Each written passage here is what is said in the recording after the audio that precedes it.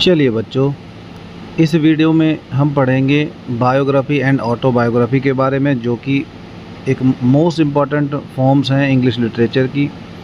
तो देखिए, जैसे बायोग्राफी आप देख सकते हैं, हिंदी में अर्थ होता है इसका जीवनी। और जानते हैं कि what is a biography, biography होती क्या है।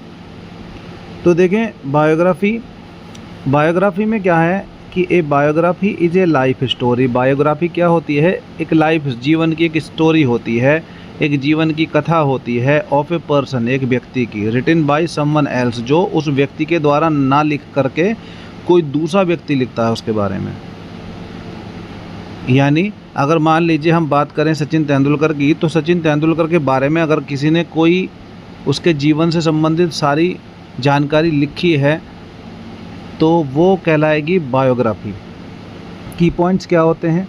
Written in third person. देखिए, हमेशा थर्ड पर्सन में इसको लिखा जाता है। थर्ड पर्सन आप जानते हैं ग्रामर में first person I, second person you, और थर्ड पर्सन ही और शी में जो होता है, तो उस थर्ड पर्सन में ही इसको हमेशा लिखा जाता है। थर्ड पर्सन में क्यों, आप समझ ही सकते हैं, क्योंकि लिखने वाला कोई और होता है। ठीक है, तो आगे देखें, tells about a person early life. लेकिन ये क्या बताती है? उस व्यक्ति के पहले जीवन के बारे में बताती है, प्रारंभिक जीवन के बारे में बताती है, एजुकेशन, उसकी शिक्षा के बारे में, उसके काम के बारे में, उसकी उपलब्धियों के बारे में, एंड डेथ, और अगर वो उसकी मृत्यु हो गई है तो उसकी डेथ के बारे में जो है बताती है। आगे बात करते हैं, तो आगे बात करेंगे और कुछ इसके फीचर्स की। तो क्या है? Based on real facts and research, यानी ये जो होती है उसके वास्तविक तथ्यों पर आधारित होती है, रिसर्च पे आधारित होती है। The author is not the person whose life is describe, और लेखक वह व्यक्ति नहीं होता जिसके जीवन के बारे में कहा जा रहा होता है या वर्णन किया जा रहा होता है। एग्जाम्पल देखें, life of Samuel Johnson by James Boswell. ठीक है, लाइफ ऑफ सैमुअल जॉनसन लिखी है किसने? जेम्स बोजवेल ने। गांधी ए लाइफ लिखी है किसने? बाय योगेश चड्ढा ने लिखी है। ठीक है, चलिए अब बात करते हैं ऑटोबायोग्राफी की। तो देखिए, ऑटो का मतलब ही आत्म होता है, आत्म मतलब स्वयं। तो what is an autobiography? Autobiography क्या है? An autobiography is a life story. यह भी एक लाइफ स्टोरी होती है, बस लिखने वाला जो होता है वो खुद व्यक्ति अपने बारे में लिखता है ना, बाय द पर्सन हिमसेल्फ और हरसेल्फ, वो अब खुद अपने बारे में लिखता है। इसके की पॉइंट्स देखते हैं, क्या हैं इसके की पॉइंट्स। तो इसके की पॉइंट्स हैं कि written in the first person. देखिए, लिखने वाला जब ऑथर खुद है तो वो फर्स्ट पर्सन में, आई, मी या माई में लिखता है। The writer talks about his और हर ओन लाइफ। जो राइटर है, लेखक है, वो अपनी ही जीवन के बारे में बात करता है, अपने ही विचारों के बारे में बात करता है, अपनी फीलिंग्स के बारे में बात करता है, एंड एक्सपीरियंसेस, और अपने अनुभवों के बारे में बात करता है।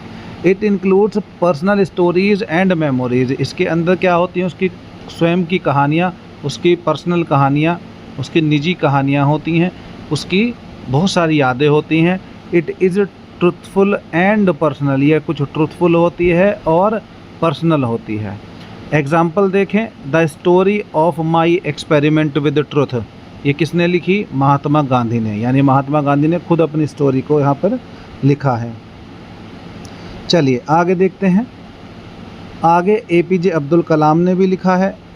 क्या? Wings of fire. ये डॉक्टर APJ अब्दुल कलाम ने खुद की ऑटोबायोग्राफी को लिखा है।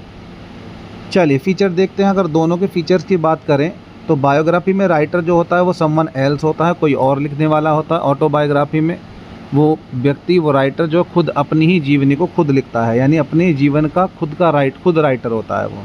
पॉइंट ऑफ जो व्यू होता है थर्ड पर्सन होता है इसमें बायोग्राफी में, और फर्स्ट पर्सन होता है ऑटोबायोग्राफी में। स्टाइल अगर देखें, based on facts and research, ये रिसर्च पर और तथ्यों पर आधारित होती है। Based on personal memory and feelings, वो अपनी पर्सनल मेमोरी और अपनी फीलिंग्स, भावनाओं पर आधारित होती है। पर्पस देखें, टू इन्फॉर्म और इंस्पायर अदर्स, यानी किसी के बारे में जब लिखते हैं बायोग्राफी तो उसके जीवन से दूसरों को प्रेरित करने के लिए लिखा जाता है। और अगर ऑटोबायोग्राफी बात करें तो टू शेयर पर्सनल एक्सपीरियंसेस, इसमें वह स्वयं के अनुभवों को प्रदर्शित करता है राइटर। ठीक है, आई होप ये छोटी सी बात, ये छोटा सा वीडियो आपको समझ में आई होगी। और अगर ये वीडियो आपको समझ में आई है तो हमारी वीडियो को लाइक करें, दोस्तों के साथ शेयर करें और हमारे चैनल को सब्सक्राइब करना ना भूलें, बेल आइकन दबाना बिल्कुल ना भूलें, ताकि हमारी हर वीडियो की नोटिफिकेशन बच्चों आपको सही समय पर मिलती रहे। तो जय हिंद, जय भारत।